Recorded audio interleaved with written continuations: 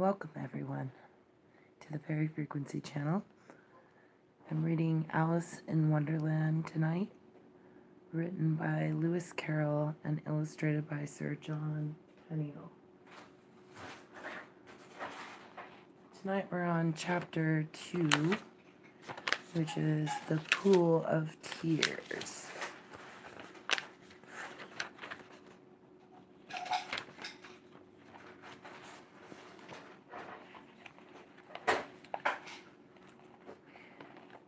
The Pool of Tears.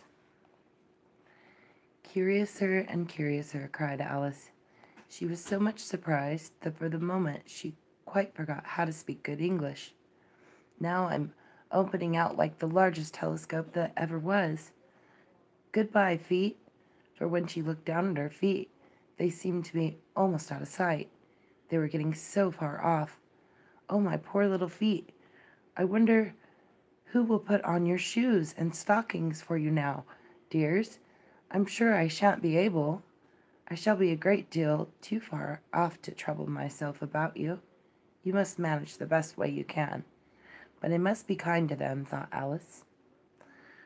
Or perhaps they won't walk the way I want to go. Let me see. I'll give them a new pair of boots every Christmas. And she went on planning to herself how she would manage it. They must go by the carrier, she thought, and how funny it'll seem sending presents to one's own feet, and how odd the directions will look. Alice's right foot, ESQ, hearthrug, near the fender, with Alice's love. Oh dear, what nonsense I'm talking. Just at that moment her head struck against the roof of the hall. In fact, she was now rather more than 9 feet high, and she at once took up the little golden key and hurried off to the garden door. Poor Alice! It was as much as she could do, lying down on one side to look through into the garden with one eye, but to get through was more hopeless than ever. She sat down and began to cry again. You ought to be ashamed of yourself, said Alice. A great girl like you, she might well say this, to go on crying in this way. Stop this moment, I tell you. But she went on all the same, shedding gallons of tears, until there was a large pool round her, about 4 inches deep, and reaching half down the hall. After a time, she heard a little pattering of feet in the distance, and she hastily dried her eyes to see what was coming. It was the white rabbit returning, splendidly dressed, with a pair of white kid gloves in one hand and a large fan in the other. He came trotting along in a great hurry, muttering to himself as he came, "Oh, the Duchess, the Duchess! Oh, won't she be the savage if I've kept her waiting?" Alice felt so desperate that she was ready to ask help of anyone. So when the rabbit came near her, she began in a low, timid voice, "If you please, sir." The rabbit started violently, dropped the white kid gloves and the fan, and scurried away into the darkness as hard as he could go.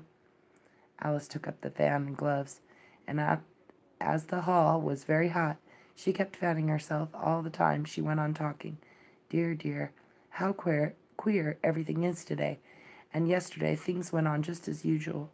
I wonder if I've been changed in the night. Let me think. Was I the same when I got up this morning? I almost think I can remember feeling a little different. But if I'm not the same, the next question is, who in the world am I? Ah, that's the great puzzle. And she began thinking over all the children that she knew that were of the same age as herself, to see if she could have been changed for any of them. I'm sure I'm not Ada, she said, for her hair goes in such long ringlets, and mine doesn't go in ringlets at all. And I'm sure I can't be Mabel, for such a very little, and I'm sure I can't be Mabel, for I know all sorts of things, and she knows such a very little. Besides, she's she, and I'm I, and oh dear, how puzzling it all is. I'll try, if I know all the things I used to know. Let me see. 4 times 5 is 12, and 4 times 6 is 13, and 4 times 7 is, oh dear, I shall never get to 20 at that rate. However, the multiplication table doesn't signify. Let's try geography. London is the capital of Paris, and Paris is the capital of Rome. And Rome? No, that's all wrong, I'm certain. I must have been changed for Mabel. I'll try and say, how doth the little, and she crossed her hands on her lap as if she were saying lessons and began to repeat it, but her voice sounded hoarse and strange, and the words did not come the same as they used to do. How doth the little crocodile improve his shining tail, and pour the waters of the Nile on every golden scale? How cheerfully he seems to grin, how neatly spreads his claws, and welcomes little fishes in with gently smiling jaws. I'm sure those are not the right words, said poor Alice, and her eyes filled with tears again as she went on. I must be Mabel after all, and I shall have to go and live in that poky little house, and to have no toys to play with, and oh, ever so many lessons to learn. No, I've made up my mind about it. If I'm Mabel, I'll stay down here. It'll be no use their putting their heads down and saying, come up again, dear. I shall only look up and say, who am I then? Tell me that first, and then, if I like being that person, I'll come up. If not, I'll stay down here till I'm somebody else. But, oh dear, cried Alice, with a sudden burst of tears, I do wish they would put their heads down. I am so very tired of being all alone here. As she said this, she looked down at her hands and was surprised to see that she had put on one of the rabbit's little white kid gloves while she was talking. How can I have done that? She thought. I must be growing small again. She got up and went to the table to measure herself by it and found that, as nearly as she could guess, she was now about 2 feet high and was going on shrinking rapidly. She soon found out that the cause of this was the fan she was holding, and she dropped it hastily, just in time to save herself from shrinking away altogether. That was a narrow escape, said Alice, a good deal frightened at the sudden change, but very glad to find herself still in existence. And now for the garden, and she ran with all speed back to the little door, but alas, the little door was shut again, and the little golden key was lying on the glass table as before, and things are worse than ever, thought the poor child, for I never was so small as this before, never, and I declare it's too bad that it is. As she said these words, her foot slipped, and in another moment, splash, she was up to her chin in salt water. Her first idea was that she had somehow fallen into the sea, and in that case, I can go back by the railway, she said to herself. Alice had been to seaside once in her life, and had come to the general conclusion that whenever you go to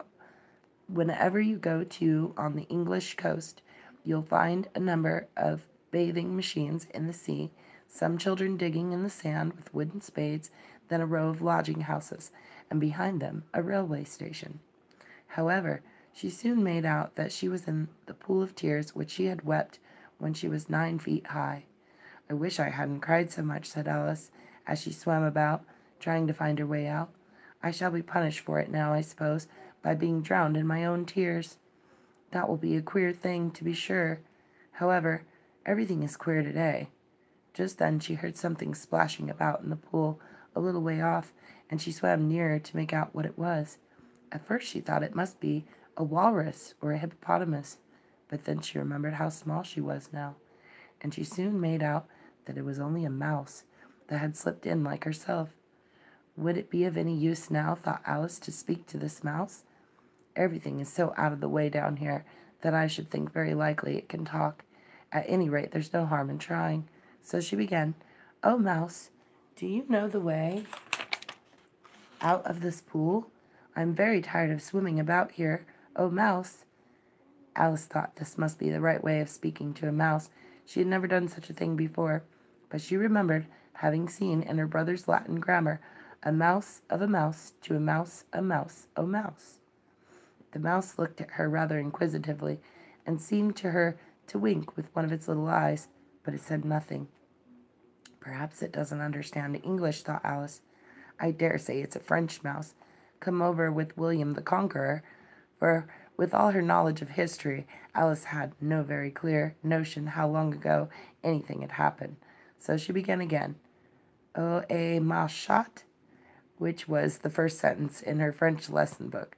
The mouse gave a sudden leap out of the water and seemed to quiver all over with fright. "Oh, I beg your pardon," cried Alice hastily. After that she had hurt the poor animal's feelings. I quite forgot you didn't like cats." "Not like cats," cried the mouse in a shrill, passionate voice. "Would you like cats if you were me?" "Well, perhaps not," said Alice in a soothing tone. "Don't be angry about it. And yet, I wish I could show you our cat Dinah.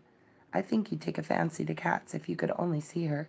She is such a dear, quiet thing," Alice went on, half to herself, as she swam lazily about in the pool. "And she sits purring so nicely by the fire, licking her paws and washing her face. And she is such a nice soft thing to nurse. And she's such a capital one for catching mice. Oh, I beg your pardon," cried Alice again, for this time the mouse was bristling all over, and she felt certain it must be really offended. "We won't talk about her any more if you'd rather not." "We, indeed," cried the mouse, who was trembling down to the end of his tail. "As if I would talk on such a subject. Our family always hated cats. Nasty, low, vulgar things. Don't let me hear the name again." "I won't indeed," said Alice, in a great hurry to change the subject of conversation. Are you fond of dogs?" The mouse did not answer, so Alice went on eagerly. "There is such a nice little dog near our house. I should like to show you. A light, bright-eyed terrier, you know, with, oh, such long curly brown hair, and it'll fetch things when you throw them, and it'll sit up and beg for its dinner, and all sorts of things. I can't remember half of them, and it belongs to a farmer, you know, and he says it's so useful, it's worth £100. He says it kills all the rats, and—" "Oh dear," cried Alice in a sorrowful tone, "I'm afraid I've offended it again," for the mouse was swimming away from her as hard as it could go, and making quite a commotion in the pool as it went. So she called softly after it, "Mouse dear, do come back again, and we won't talk about cats or dogs either, if you don't like them." When the mouse heard this, it turned round and swam slowly back to her. Its face was quite pale with passion, Alice thought, and it said in a low, trembling voice, "Let us get to the shore, and then I'll tell you my history, and you'll understand why it is that I hate cats and dogs." It was high time to go, for the pool was getting quite crowded with birds and animals that had fallen into it. There was a duck and a dodo, a lory and an eaglet, and several other curious creatures. Alice led the way, and the whole party swam to the shore. And that is the end of Chapter 2, The Pool of Tears. Thank you for joining us tonight. If you've missed the previous chapter, you can find it in our original playlist titled Alice in Wonderland. Have a wonderful evening. Sweet dreams, everyone.